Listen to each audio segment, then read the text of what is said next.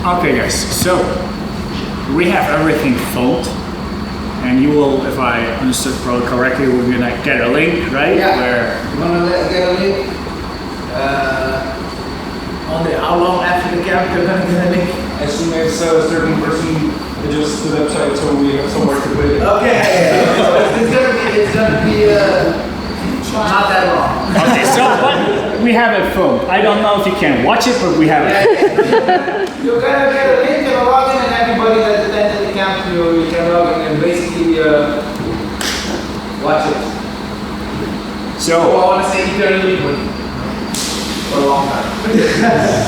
So the good thing about that is I can put way more info into the classes than you would normally be able to digest, just because we have it filmed, right?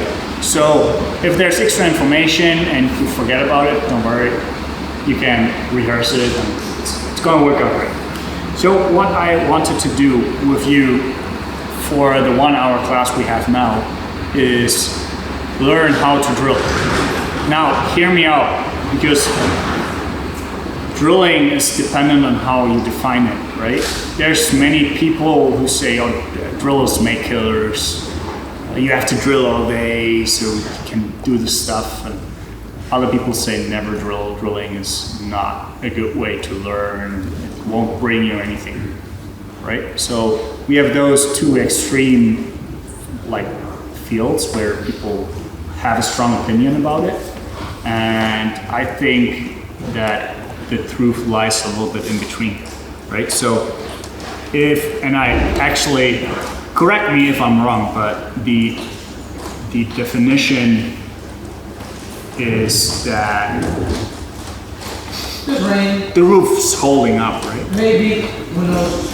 The definition of drilling is doing a task over and over again. That doesn't mean that it needs to be a simple task. That doesn't mean it needs to be without resistance. So if drilling, you define drilling just as we have a motion and you do that motion all over, even if you're already able to do it, then that's stupid. That doesn't bring you forward. Like an extra 3,000 shrimps over the mat doesn't do you any good by any stretch of the imagination. Like you can do the movement, fine, then do something else, right?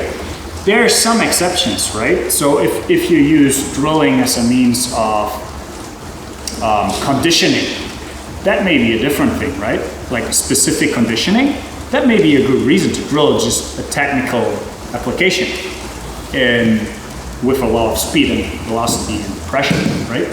So I want to talk about the different kinds of drill types there are, and then we're gonna drill the things we did during the last class. So you get an extra amount of training on them, and you can progress through it and just play around with it a little more. So there won't be any new techniques per se. It would just be the things we were going over, but we're gonna look at it in different kinds of contexts, right? So like a technical drill means you do a technique that you previously weren't able to do just because you don't know it, and you drill the technical part of it till you can do it. And there is some sense in it, right? Until you're able to do the technique properly, like you can't use it in any way, right? So you need to drill it in a way that you can do that.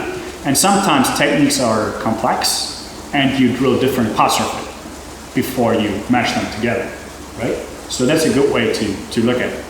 And then a single technique drill doesn't serve you any good unless you are able to do something with it that gives you a skill that you didn't have before. I'll give you an example. So when you do technique drills, at first you want to do it step by step, right? So we did the shin circle, right? So when we're here, it's like, okay, first I'm gonna move here, now maybe I pull a little, then I lift up, I rotate in, and then I step. So I did it in steps to be able to follow and check if I did everything correctly. Now, the next step would be doing that in a continuous motion. without making mistakes. So when we're here, like I was going in steps first, now I need to be able to do it in a singular motion without any breaks in between. If you can't do that, you can't apply the technique properly, right? And after that, if you drill it like that for 24 hours straight, it doesn't make you any better. However, what will make you better is adding pressure and or speed to it. Because just because you can do it slow doesn't mean you can do it fast, right? So certain techniques are only applicable with either pressure or speed, sometimes both, right? And different techniques, different applications, right? So if you want to be really good with this kind of thing, you need to be able to do it quick, right? And if you can't do that quick, you might want to drill that quick. And that's a valid point, to drill a single technique until you can do it quick without mistakes, with pressure depending on the technique, right? There's a little pressure component here, right? If I do it without pressure, it doesn't work. So I want to get a little bit of pressure into it, and I want to get speed into it. And if I can do that, then it begs the question, okay, I can do it as quick as I possibly can. Why should I do that anymore? The only reason to do that, as I said before, is conditioning or trying to get faster with it, right? But if you can do a technique with speed, precision, and pressure, if needs be, then there's no point in further drilling. But a lot of those things get passed by people. They do it slow, they do it good, and then that's it. But you have certain techniques that rely on speed, certain techniques that rely on pressure. And you need to practice that, because you only do what you practice. You fight like you practice. That's why you need like a competition training if you want to go compete, because if you're only like playing around, it doesn't fit well into the competition circuit. Does that make sense for you? So you need to have that drive. And if you want to be able to apply techniques quick, you need to practice them quick and with perfect application. So that's the extent that the technique drill or drilling one single technique will take you. But it's far enough for certain things. So that's still valid. But you need to have a goal in mind when you do it. If you just do it to do it, then it doesn't serve you anything. So the context is important. So what I want you to do now is pick the things you want to drill and do them as perfect and as quick and as with much pressure as possible, right? You can use the shin circle if you want.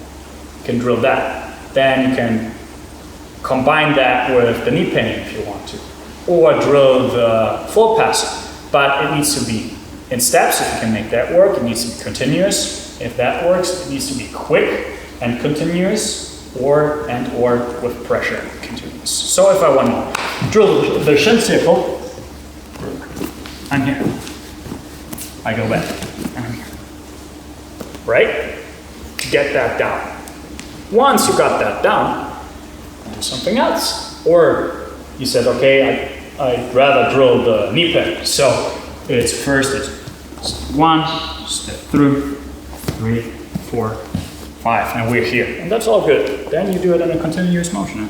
And say, okay, there can't be any breaks in between.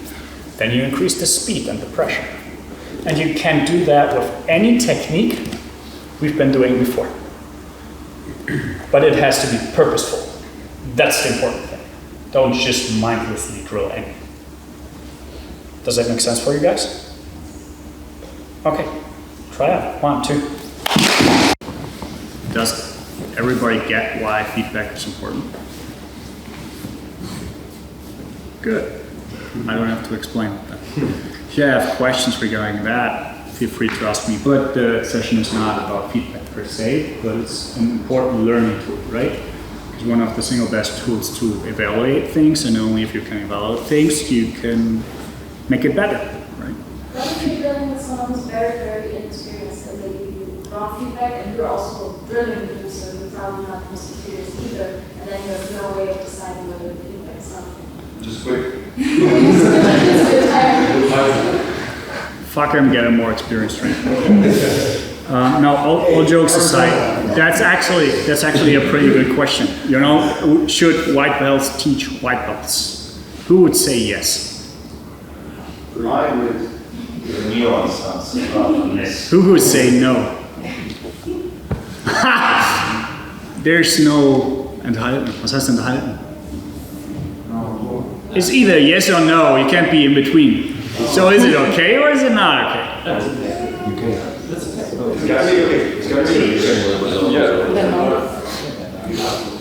They should. I mean, you give feedback that isn't teaching. You can say, I felt pressure here, I felt this cross space, I didn't feel cross space. And so then you can learn without expecting them to know the technique that you're actually drilling. So even if one white belt is teaching horse shit to another white belt, it's still better than nothing. So even if the application of things is not perfect, like horseshit is a strong word for it, right? Of course, some things are really, really oblivious, and like that's just not how it works, and that's where the more experienced or teachers come in. But even if a white belt can just help with one little extra thing, then that's already better than it was before. So absolutely, white belts should be able to teach other white belts, and the feedback is not necessarily teaching, right? Like you felt a certain way, but even then, if I think that I can contribute to you learning something, even though I'm not super knowledgeable in every field, then that's still better. And like the bullshit filter should be the higher belts and the teachers, but giving feedback and helping your training partner is such an important skill that it would be really, really detrimental, I think that's the word, to not do that or to prohibit people to teach one another, even if they're not that experienced. Does that make sense for you guys? And I'm super open for discussion about that, but that's my opinion about it. And I think what comes out of it is better than it is the other way around, right? So I think that should definitely be part of the training, because then like the group like develops better overall because everyone is contributing. Does that answer your question? Okay, thank you.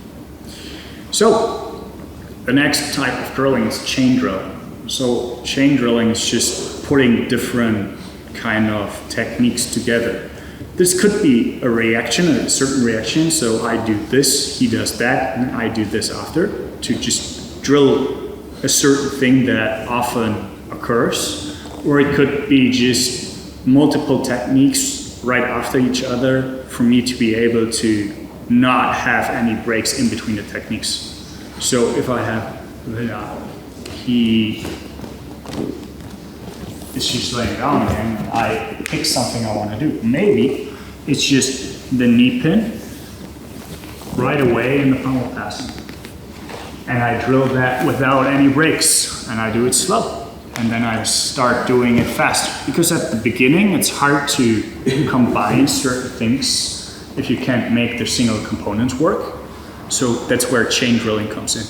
So you have complex motions and complex techniques that you can just combine, right?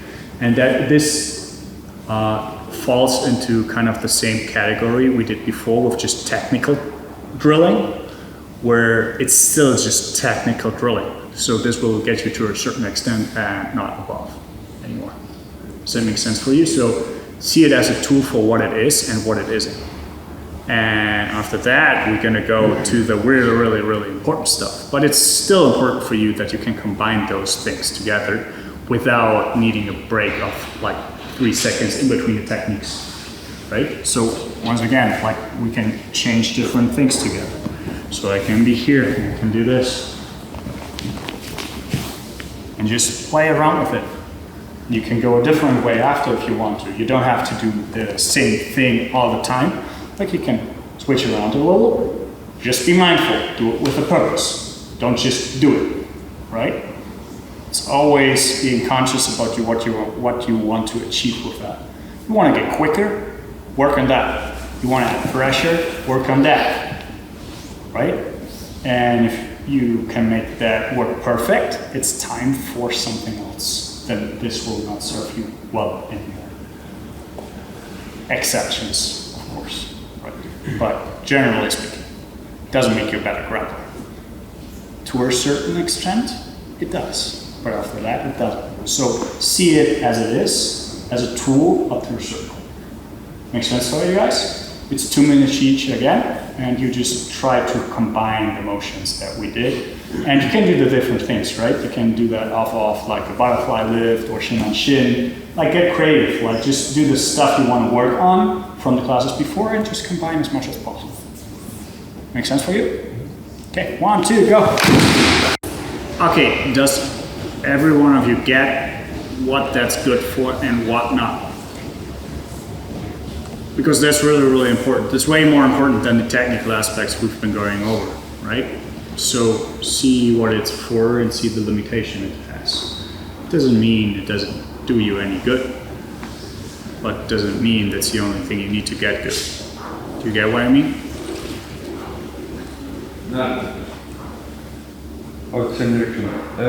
From your experience, what's the best way to deal with mistakes when you're drilling like this? Like I'm going, let's say, through the chain and I make a mistake. Yeah? So from your experience, is it better to stop, kind of figure out on that spot what I should do, or go back, or drill that particular section over and over, or like how do you deal with mistakes? It depends a little bit on if you know what and how the mistakes happens. So if you can fix that on your own, you can definitely do that. Sometimes you need help. If your training partner can help, then the coach is there to help you, right? So that's a factor you need to take into account. And if you have, let's say, a chain of things that you want to do, pick the most essential things first. So you have like a priority list. If you can't make that happen, like the following things fall apart. So you need to be able to make that happen first, right? And sometimes the middle part is the part that's more important for you. So it depends a little bit on the context and what you really want to work on. And sometimes the ends fall off and the middle part is the most important thing. Sometimes the beginning, sometimes the end, depending on what you drill and where your focus lies. That's one of the reasons why it's important to know where your focus is during those things. So you actually know what you want to work on, and if that's not working, don't spend time on all the other things, fix that first. Okay. Does that answer your question? Yeah. Any more questions? Okay, the next thing we're going to do is reactional drilling. Reactional drilling just gives you a really, really small context to work on one specific thing, because your partner is allowed to do either that or that. And if he goes here, you do that. If he goes there, you do that. That's how you can build complexity. You start with just 2 things, work on that, and if that works well, he is allowed to do one additional thing. You can just open it up till it's essentially free rolling out of isolation drills, right? So your partner is still working for you, but gives you certain reactions that you know are gonna happen, and you need to find the right answer to those things, right? So if I have, where's he? Why are you always there? Come here. So I'll give you one example. If we're here, we pummel in and we want to get into our float position, right? Now we're here. Now I need to figure out how to pummel this and extract, right? So now the first fight we're going to talk about now is if he doesn't do anything, I can pummel it, start to get it out, but now he tries to get this one. And if I don't do anything correctly, he will catch my foot. Right? That's the second fight, right? So we're here and he lets me pummel, and now he tries to get the foot, and I need to like get this out of position and get the position after. He can, however, decide to not give me the initial pummel. So he can decide that when I want to pummel, he goes here, and I need to go front pummel. And that's the reaction we want to have. And now he tries to push one leg in between, for example, and I need to go to the other side, right? You can just use that context. Or you can open it up and say, okay, you're allowed to do additional things. And that's how I can work very specifically on technical applications with resistance that's not really resistance, because we've talked about it before. But I still need to react. And now that's where it becomes interesting, right? Because then it's about timing. If I don't time it correctly, it's not gonna work. Because his approach is, I wanna pummel here, he follows. I wanna pummel in front, he comes back. That's where we need to start to time things, right? And this will very, very isolated teach you the timing of things. And this is important because your technical application can be really, really good, but if your timing is shitty, you will not make it work against good people. And that's where you can work on your timing. And it's important that you practice it with timing. So he still wants you to win, but he teaches you the timing to do so, right? Unless, until you can time it perfectly and it doesn't matter which way he goes, you can still make it work. But that's a very specific thing you've been working on there. So you have certain reactions that I need to have an answer on and find the right timing to do what I intend to do. Does that make sense for you guys? And with the pummel pass, that's a good example because you can find good timing there with the back and the front pummel. And you can, if you have problems making that work, you can use the outside knee pin as an extra to still make it work if you can't time it properly. Do you know what I mean? So when we're here, and I've been pummeled into this position, and now I want to start using my back pummel if he follows. I want to do the front pummel, but he follows. I can't make it work. I still have the knee pin to try to make it work, right? And I can time those things together. And this doesn't get enough credit because timing is such an important piece of the puzzle. And the technical application drills and chain drills we were doing doesn't take timing into account. This does. And you can open the context. So at the beginning, do it really with just one or two things. After that, he's also allowed to do this or this or this. But it's still, I know what's gonna happen, and then it's just about timing. And that's how good people beat good people, with better timing. It's not that I don't know that the armbar is coming. It's yeah, God's appreciate, right? But I need to time my escapes better. And if he's attacking and he doesn't time his armbar well, I'm gonna escape. It's the same thing, it's time. It's not counters anymore, it's time. Does anyone know what you're supposed to do? Be mindful, right? So if he does it in a way that I can't get it to work, I need to tell him, right? Shitty training partner, it can't work, get the fuck out of here. Does it make sense for you guys? Mm-hmm. Good, 1, 2, go. Any questions? One in the back.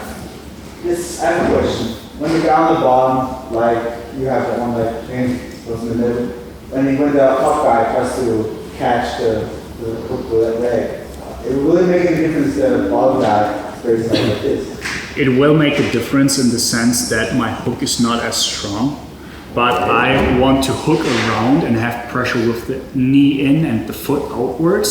So this makes slipping a little harder, so you don't slip as easily, but yes, that makes a difference. Is there any way I can prevent it? No, you can't prevent it because you can't choose to tell him just please flex your foot, right? You can do that, see how it works. But no, it's more about pressure, right? When we're here in that position, right? From here, you have pummel this. I don't want to pressure down. See, this is when I slip. I want to bring my knee in and bring my foot out. See, that's what I want. Oh, I see. Right? And then I hang it. Right? Yeah.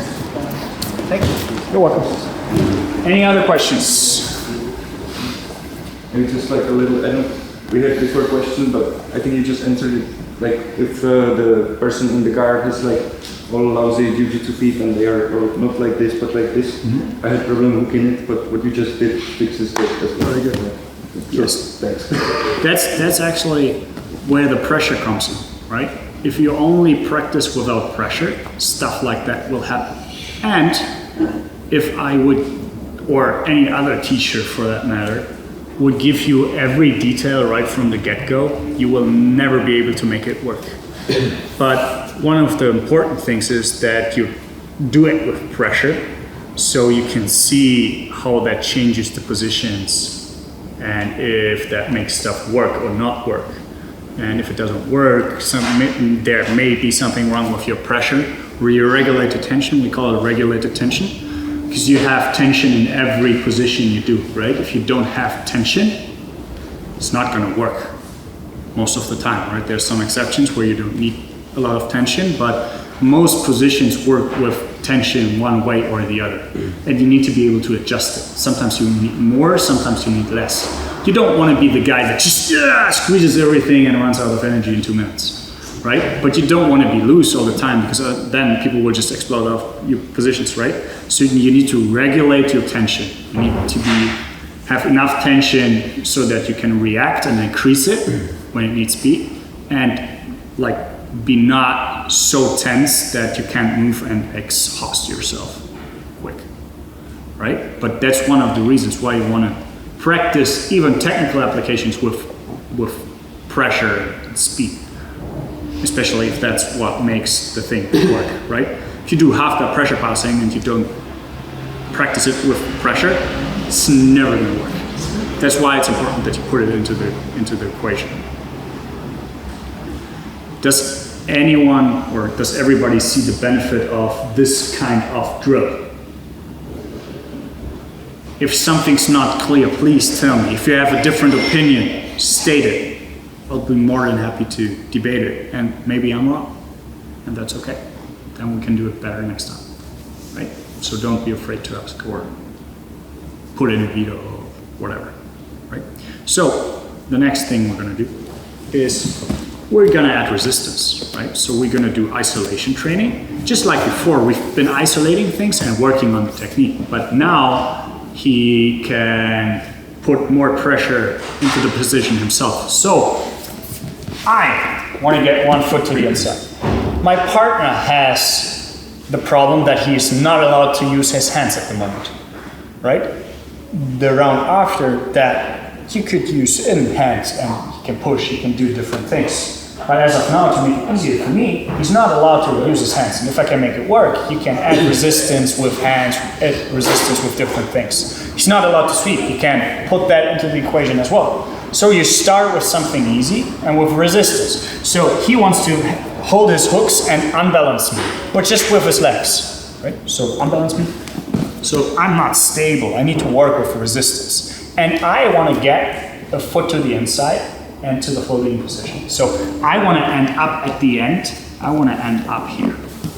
That's why I want to end up. And if I can make that work, great. I've won. I reset. Right? And you can do that with all the different means we've been doing. Like I want to come in, but he starts straightening the leg. Like I can't come in here, but now I can come in here. But that's not enough, right? I need to come into position. Okay?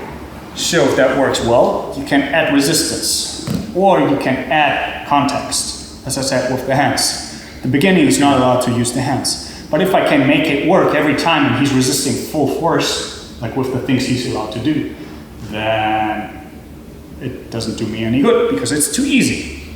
Then you add the hands. So we're here, now he's allowed to frame with the hands, now he's allowed to grip, and now I need to be able to make it work regardless.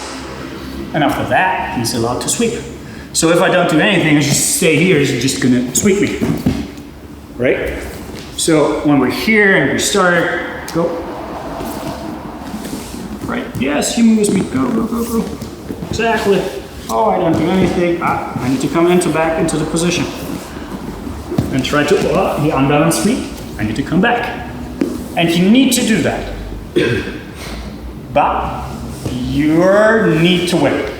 So he can't resist in a way that destroys every one of my attempts. It needs to be hard, but it needs to be doable.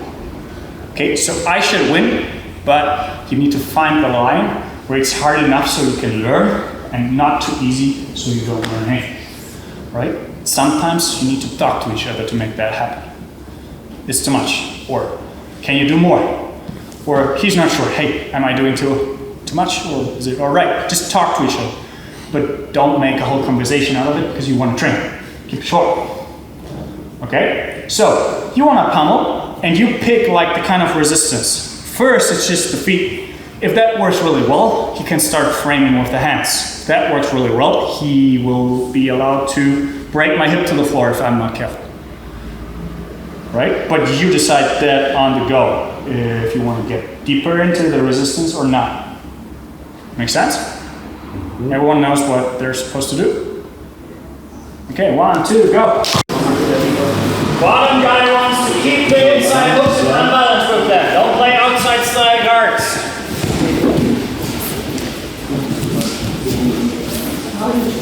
Any questions regarding this?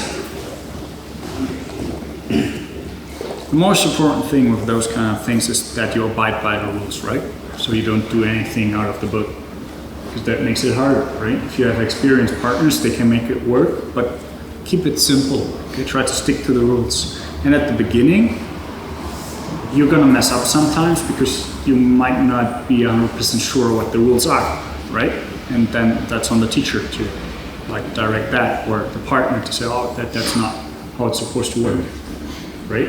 Because sometimes you tend to play in a way that you're best at, but that may not be the thing that you're trying to work on right now, right, with your partner. So you need to play along. That's the most important thing, I guess, and adjust the resistance. So now for the last round, we're gonna do the exact same thing, just that we're opening up the context, because it's not enough to go to the float position. You need to find a way to pass. And if people push you out, you need to restart. So it's not enough to go to the staging position that gives you passes. You need to go further with that. So we're just opening the context. But it's the same thing as before. You start with the feet in between and you want to play an inside type guard. Because if you play outside type of guard, like the passing game differs, right? It's not the same thing anymore. And the reactions are different. So try to pummel to the inside and try to unbalance people there, even if it's not your game. Does that make sense for you guys? Does anybody know what to do, or should I explain for? Okay, very good. Exactly is different from last time? The last time we were just trying to get to the floating position and get a hook inside. And now we really want to pass. Okay, so the goal is to pass the goal is to pass the guard. Yeah. With whatever guard pass you see fit. And if you can never make that work, your partner is giving too much resistance, right? He needs to let you in. Okay? So, one important thing is some people are way better at passing than there are to be able to get there, right? The pass is not the problem, getting there is the problem. So you can get more resistance, give more resistance when it comes to passing, but less with the entry. Sometimes it's the other way around. People can enter the position, but they have problems with the passes. So the level of resistance you give is not always the same in every situation. If you know that your partner is good at a particular thing, you can get more resistance there, but he's not good at that, so you leave out more resistance. So it's not 50% all the time. Does it make sense for you guys? So try it out, it's the last round. Okay, 1, 2.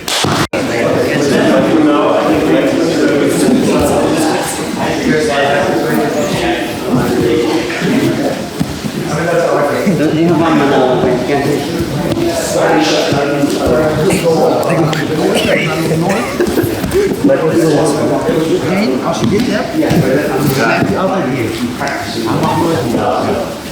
Dan eigenlijk erop, maar Dan moet je zo opletten, ja?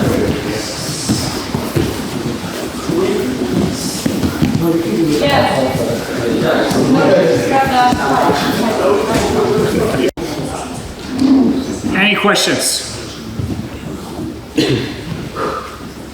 What's your opinion of then taking this, for example, to just free sparring, like without getting frustrated? Should this work with the light resistance or without hands, for example?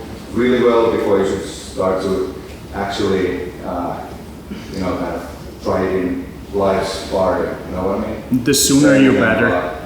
So try it right away, but don't be surprised if it's not going to work right away, right? So you're like the frustration is going to be higher if you try it right away, but it's still, you're still putting experience into those positions and getting experience, trying things out. And so that's still very beneficial.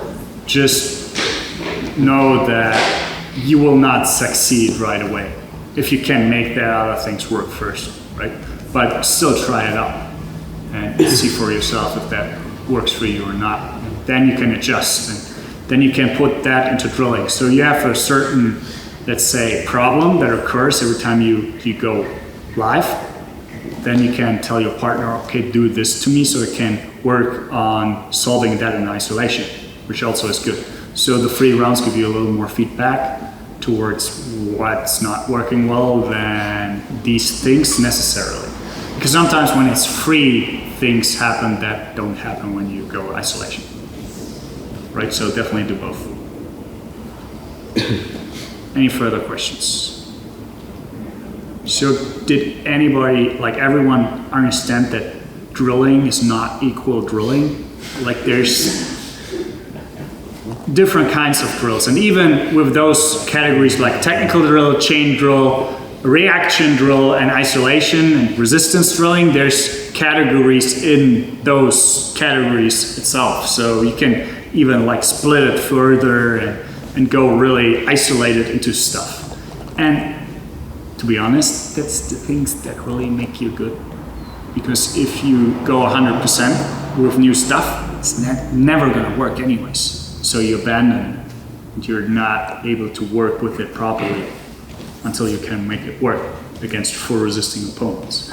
And by the way, this type of training makes it more beginner friendly, because as a beginner, you come into class and then you drill a couple of techniques and then, yay, it's free rolling, and you get beating the shit out of you every time, if the other guy wants to, right? Because you